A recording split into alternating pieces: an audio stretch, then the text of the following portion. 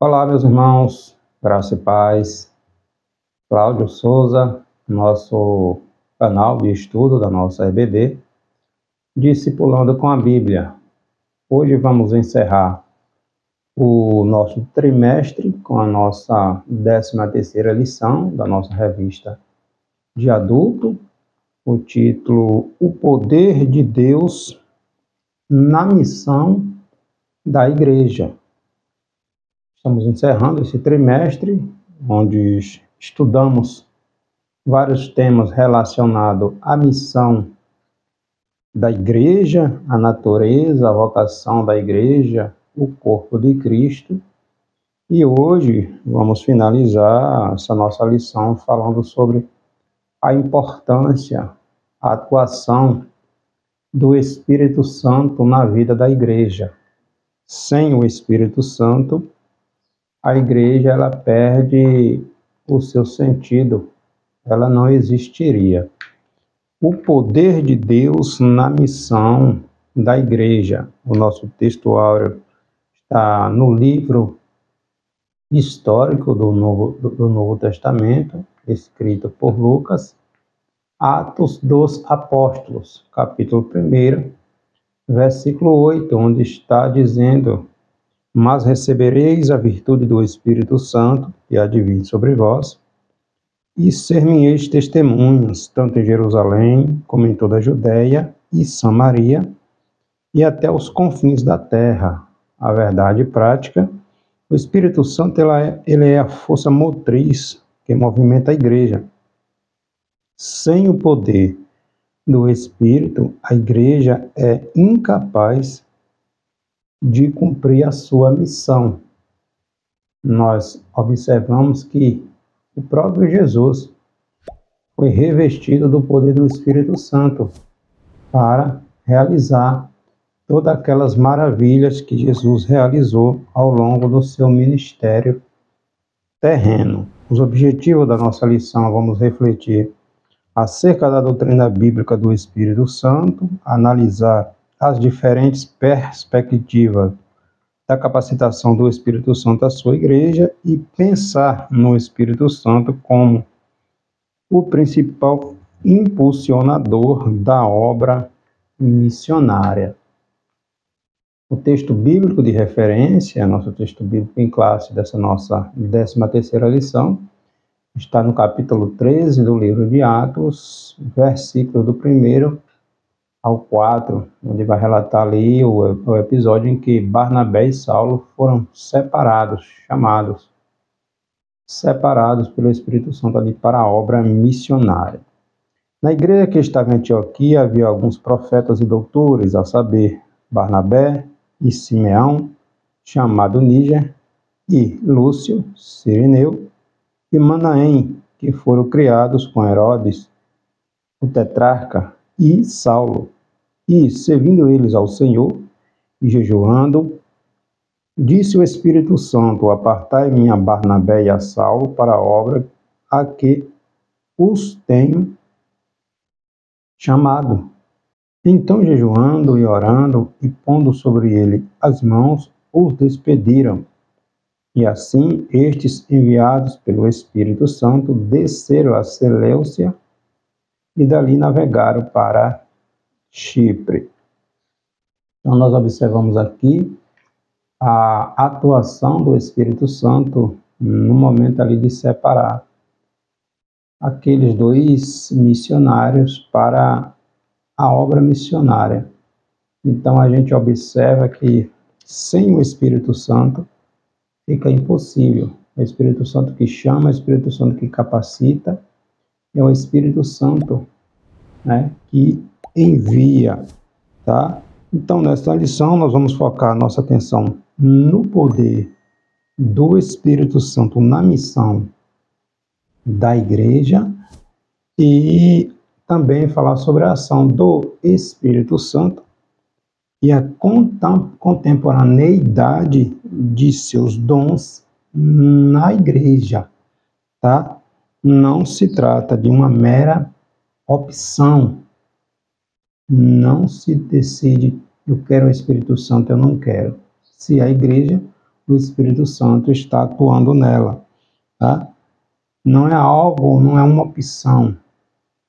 A ação do Espírito Santo, o envolvimento do Espírito Santo é algo imprescindível, insubstituível, né? Sem o Espírito Santo, a igreja ela não anda, ela não cumpre a sua vocação. É o que Jesus vai dizer através de Lucas: ficar em Jerusalém, até que do alto sejais revestido de poder, Lucas 24, 49.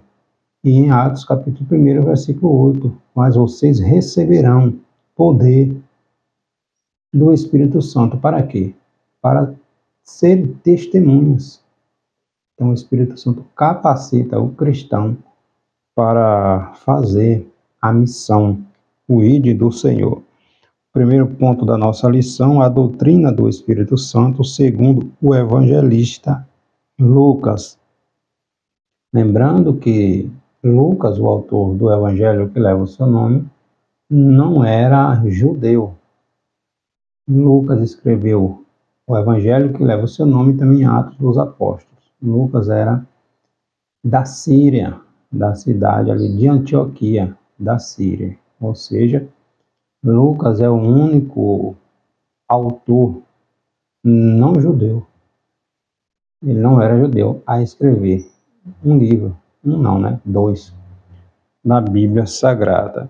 Então, tanto o Evangelho quanto o livro de Atos, ambos escritos pelo evangelista, pelo médico Lucas, revela o ministério do Espírito Santo na vida de Jesus, registrado ali no Evangelho, e da primeira igreja como uma necessidade imperiosa, ou seja, sem o Espírito Santo não existiria igreja. Lucas mostra que sem a ação do Espírito Santo no ministério de Jesus e na igreja, os cristãos não estariam qualificados para serem testemunhas do Senhor. E essa promessa estava associada ao revestimento de poder do Espírito Santo, conforme está lá em Lucas, capítulo 24, 49. Ficai em Jerusalém, até que do alto vocês sejam. Então, Jesus manda que os discípulos esperassem, ficassem reunidos, aguardando esse revestimento de poder. No Evangelho escrito por João, nós vemos capítulo 16, Jesus falando sobre o Espírito Santo, que ele iria para o Pai, mas não deixaria a igreja órfã. Ele enviaria o Consolador, tá? Ele enviaria o Espírito Santo. Jesus vai para o Pai, volta ao céu, e o Espírito Santo agora vinha para a terra para estar na igreja do Senhor. E o Espírito Santo, desde então, está em nossas vidas, está trabalhando, né, no seio da igreja. É o Espírito Santo quem convence, quem nos convence o homem do seu estado, que o homem precisa ser regenerado, precisa nascer de novo, e esta é uma obra do Espírito Santo, tá? Então, o enchimento do Espírito Santo como uma experiência necessária na vida do cristão. O Senhor Jesus só começou seu ministério depois de ser cheio do Espírito Santo. Em Lucas, capítulo 3, versículo 21 e 22.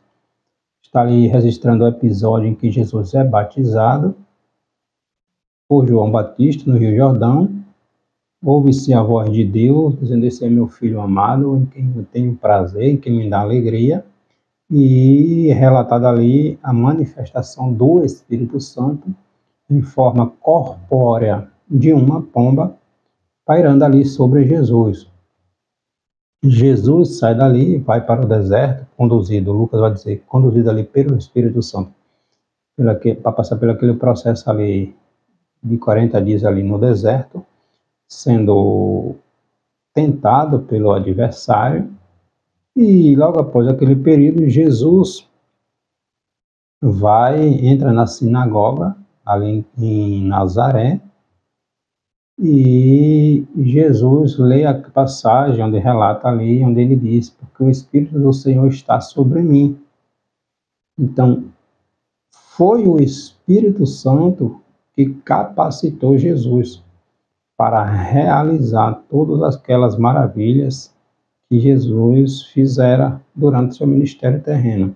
Então a gente observa, se o próprio Filho de Deus, o próprio Jesus Cristo, que estava ali em forma de homem, precisou de revestimento, de capacitação do poder do Espírito Santo sobre ele, porque Jesus realizava os milagres pelo poder.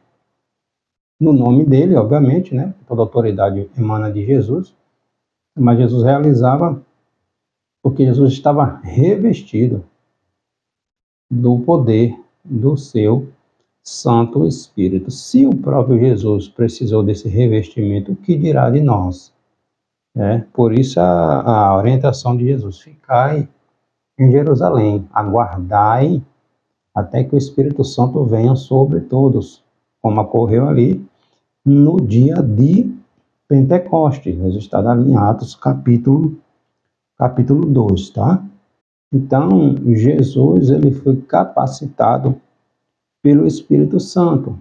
Está lá em Atos, ou Lucas, capítulo 4, versículo 18 ou 19, onde Jesus lê ali que ele foi, porque o Espírito do Senhor está sobre mim, tá? E Jesus dependeu do Espírito Santo para exercer o seu ministério.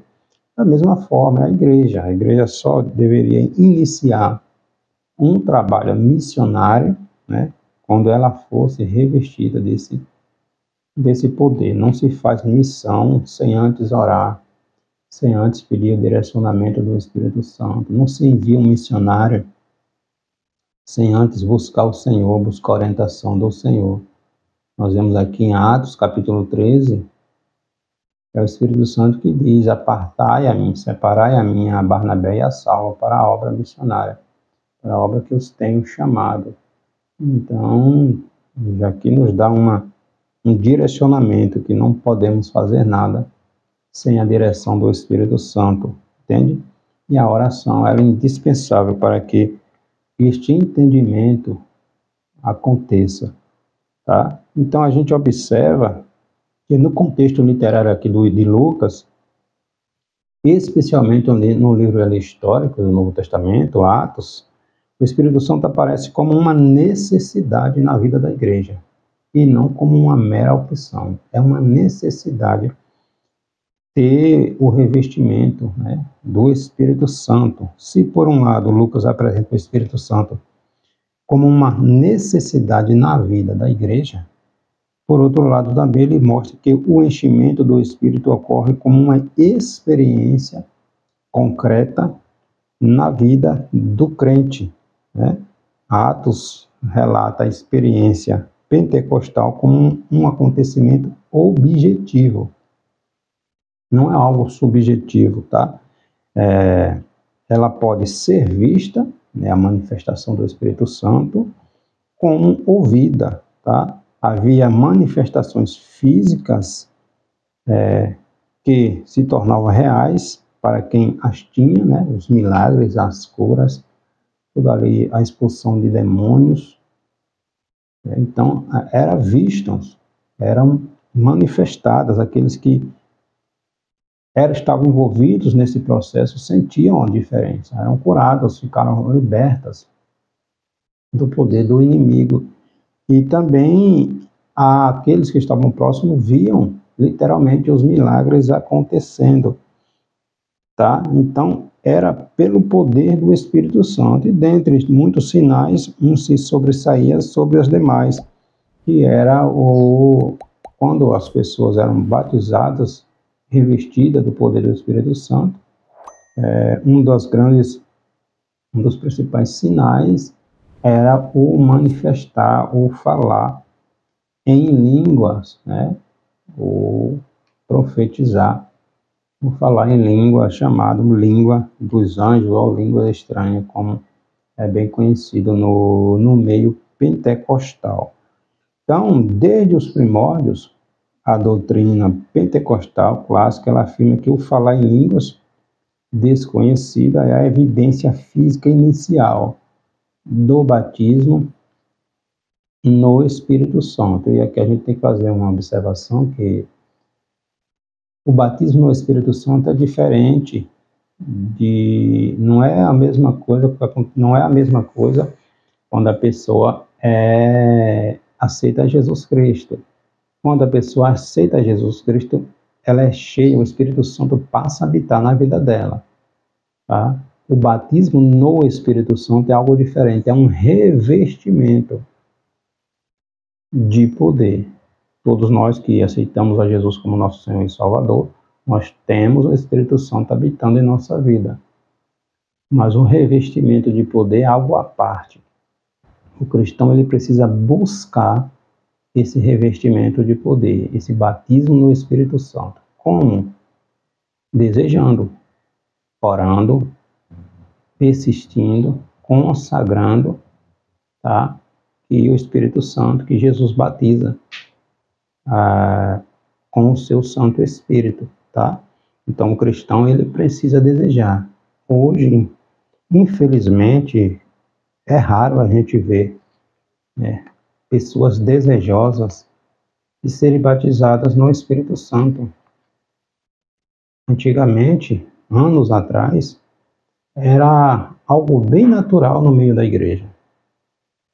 A gente via durante os cultos, seja um culto de doutrina, culto de ensino, até na escola bíblica, às vezes a gente vê cristãos, irmãos, sendo batizados no Espírito Santo. Porque existia um desejo muito grande no meio da igreja, uma busca muito grande dos cristãos por esse revestimento de poder. Hoje a maioria dos cristãos nem sabe o que é isso. Infelizmente, nem sabe o que é isso. Viram uma vida vazia, né, sem essa experiência extraordinária do que é ser batizado, do que é ser capacitado pelo Espírito Santo de Deus. Então é preciso que deseje. O cristão ele precisa desejar esse revestimento de poder, tá? Então Jesus diz, ficar em Jerusalém, Lucas capítulo 24, 49, ficar em Jerusalém até que do alto vocês sejam revestidos de poder. Lembrando também que os discípulos eles já tinham o Espírito Santo na vida deles. Quando eles estavam reunidos ali no cenáculo com medo, né, Jesus havia morrido, e eles com medo ali dos líderes judaicos. Aí Jesus ressuscita, eles estão reunidos, Jesus chega e diz, recebei o Espírito Santo. Então, a partir daquele momento, o Espírito Santo passou a habitar nos apóstolos, mas ainda não era o batismo. O batismo aconteceu ali no dia de Pentecostes, tá? Registrado ali em Atos capítulo 2. Então, em 3 ocasiões, nós vemos aqui no livro de Atos dos Apóstolos, a manifestação de línguas presente em todas elas. E isso chama atenção pelo fato de todos ali terem experimentado esse fenômeno do falar em línguas, que é o batismo no Espírito Santo. A gente tem Atos 2, ali, capítulo 4, né? A gente tem Atos capítulo 10, ali com Cornélio e todos da sua casa ali sendo batizados, eram gentios, não eram judeus.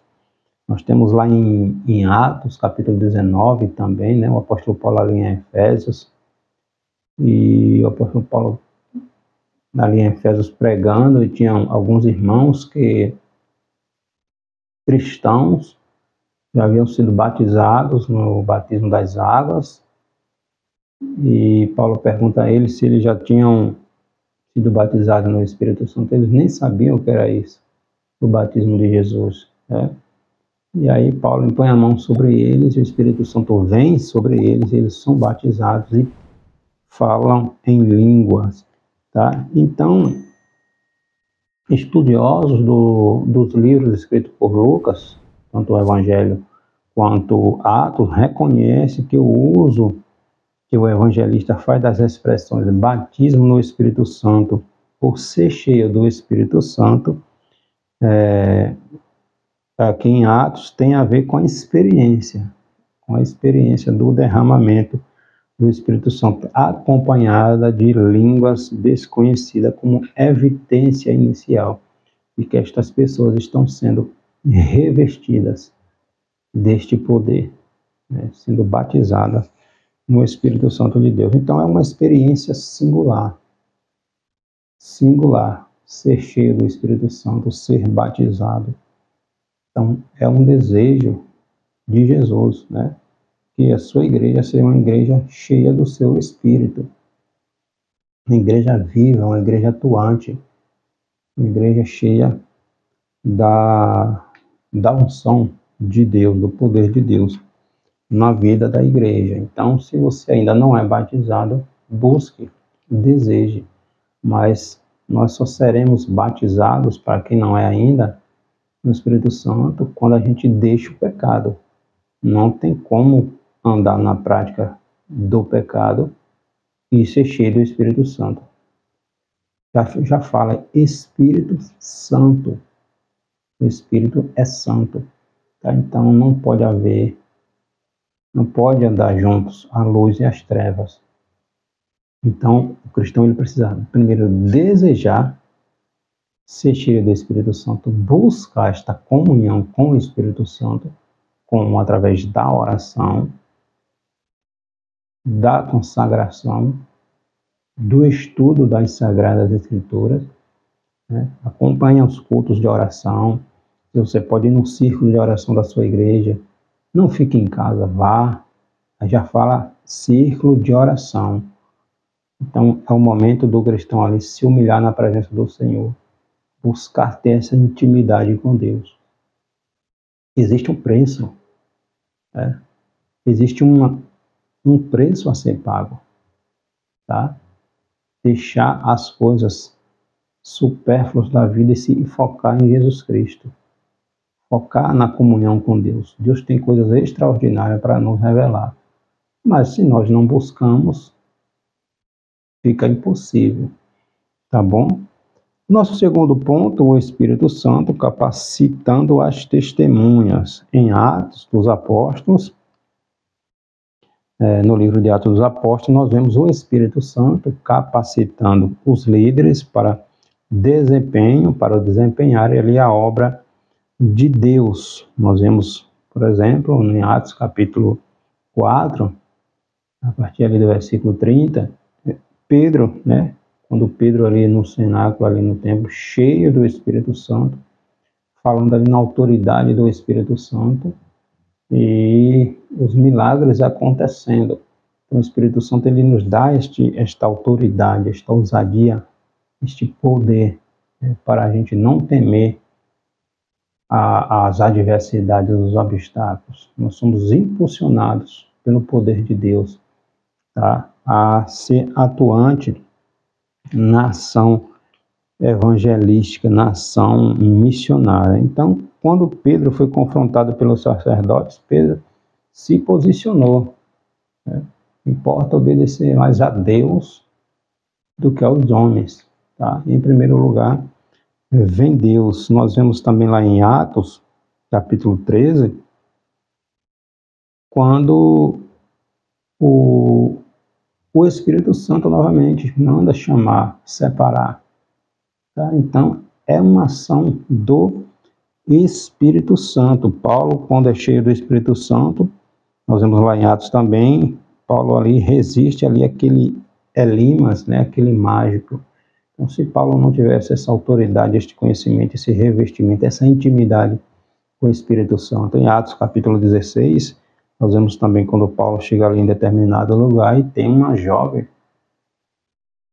que estava profetizando, falando a verdade, que Paulo e aqueles que estavam com Paulo eram homens de Deus e estava falando a verdade. Só que Paulo, cheio do Espírito Santo, reconhece que aquele que falava pela boca da menina era um espírito demoníaco.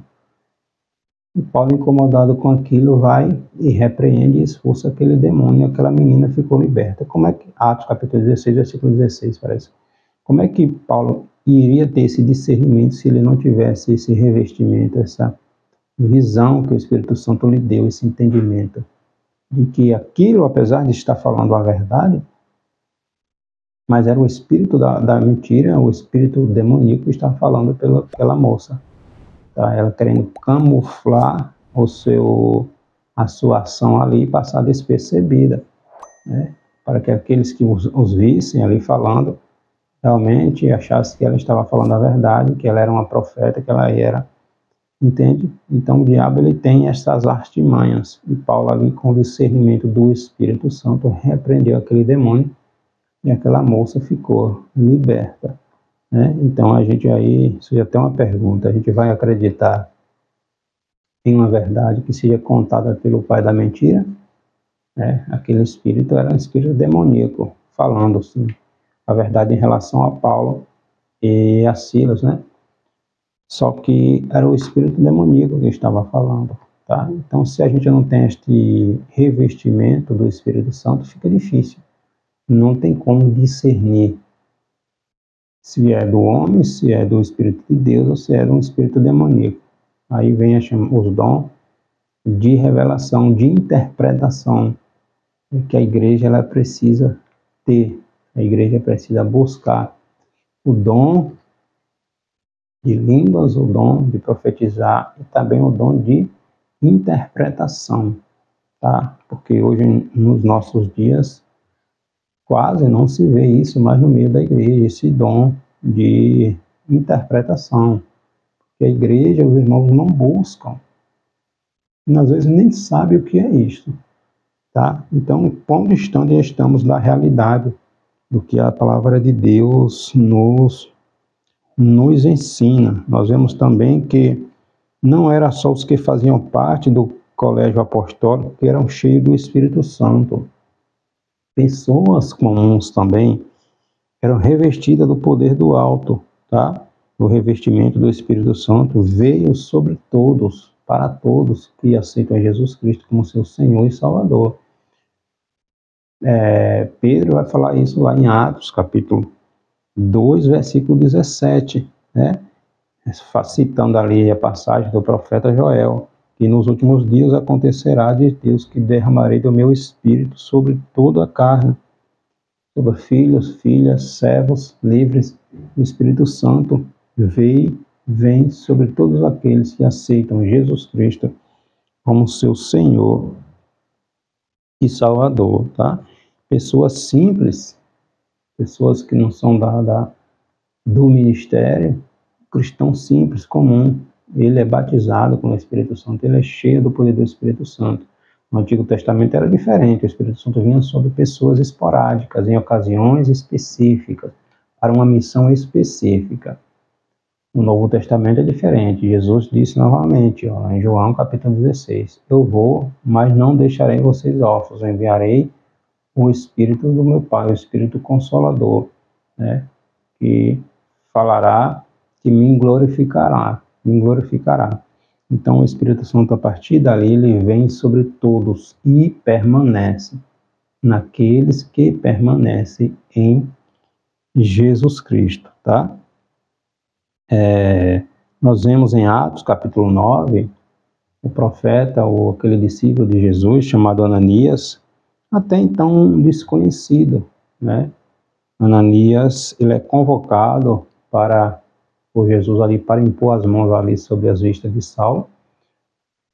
Saulo estava cego, Saulo tinha ido de Jerusalém para Damasco para prender os judeus ali de Damasco, os cristãos, para prender os cristãos e levarem cativo para Jerusalém.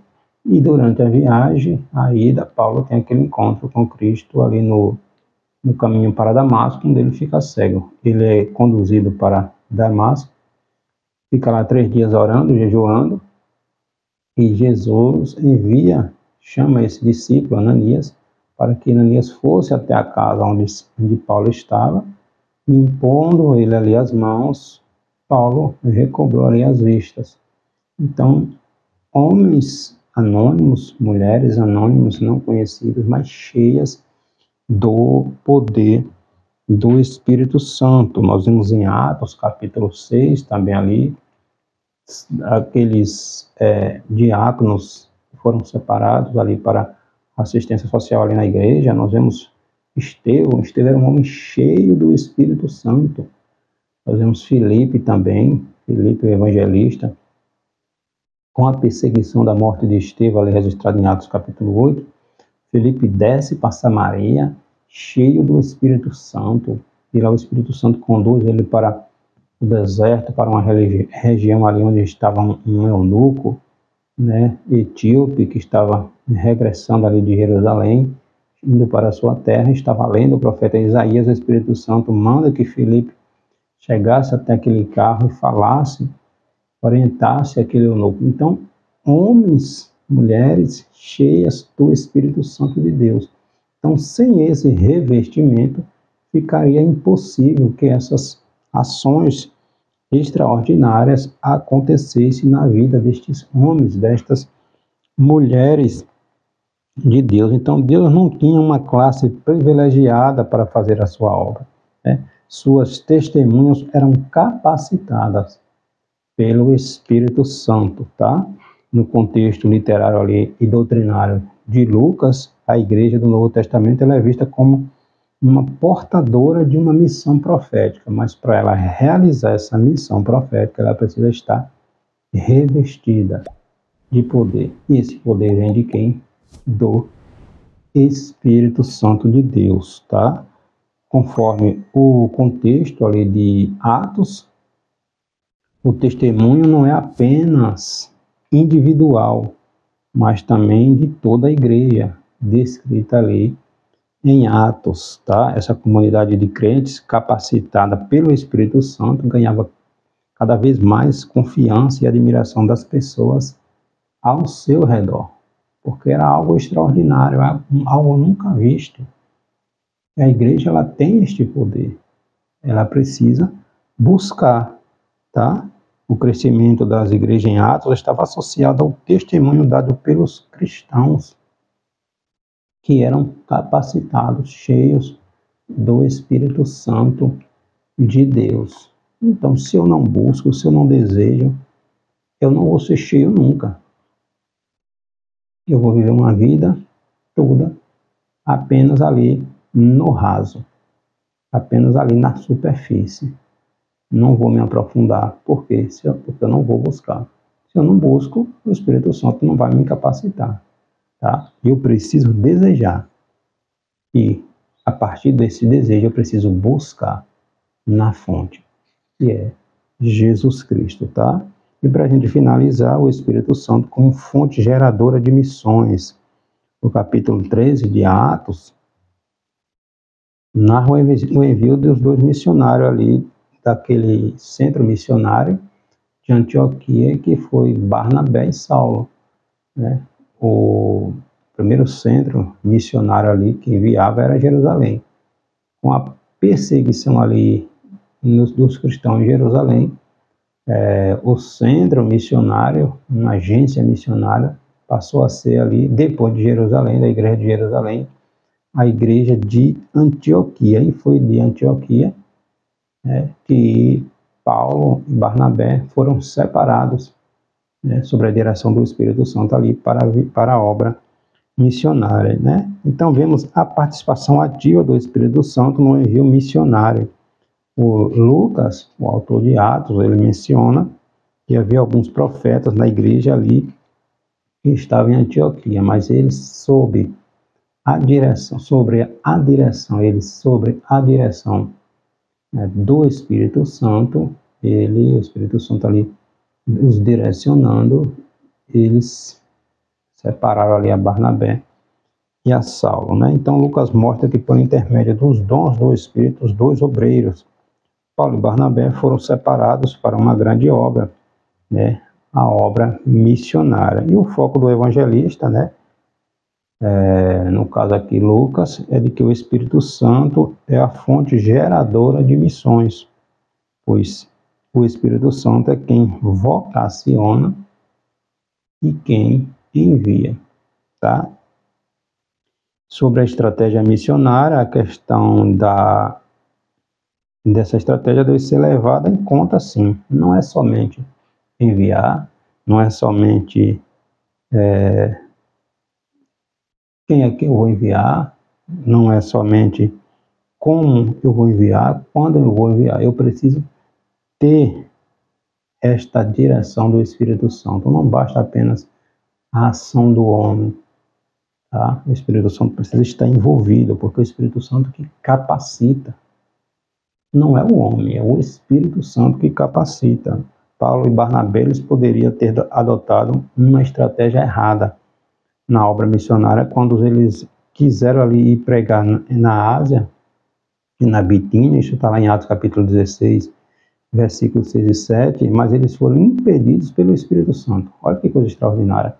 Eles queriam ir para a Ásia, ali para a Bitínia, mas foram impedidos pelo Espírito Santo, porque o Espírito Santo queria que eles fossem para outro lugar, tá? Foi o Espírito Santo quem decidiu quem deveria ouvir, né, o Evangelho naquela circunstância ali. Ou seja, não era o momento deles viajarem para aquele lugar que eles queriam ir.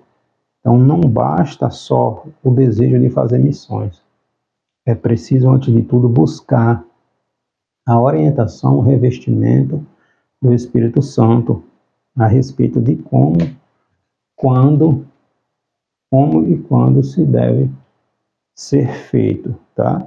Então, o Espírito Santo não é uma peça calada meramente simbólica ali na ação da igreja, de jeito nenhum. Ele veio para substituir a pessoa de Cristo na terra e na igreja de maneira factual. O Espírito Santo é aquele que aviva a igreja e capacita para o serviço na comunidade, né? Pela comunidade, no mundo,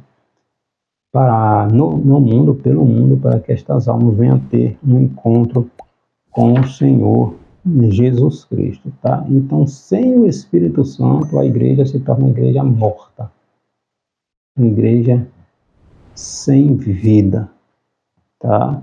Então, a gente encerra aqui esse nosso trimestre, mostrando que o Pentecoste ele faz toda a diferença no cumprimento da vocação missionária, a capacitação, o revestimento do poder de Deus. E sem o Espírito Santo, a igreja ela se torna desabilitada para cumprir a missão que Jesus nos confiou, tá? O Espírito Santo, novamente, é a força motriz do corpo de Cristo, a igreja, tá? Sem o Espírito Santo, a igreja ela não vai para lugar nenhum. Novamente, é uma recomendação de Jesus. Jesus disse para os discípulos: fiquem, esperem, até que do alto vocês sejam revestidos. E Jesus estava falando com aqueles apóstolos que passaram ali aqueles 3 anos na presença de Jesus, do próprio Deus. Imagina eu e você, né? O quão precisamos ser cheios, revestidos, capacitados, orientados pelo poder do Espírito Santo de Deus. Mas eu preciso desejar e preciso buscar e preciso consagrar minha vida para que esse revestimento de poder venha sobre mim. Amém? Que Deus em Cristo te abençoe.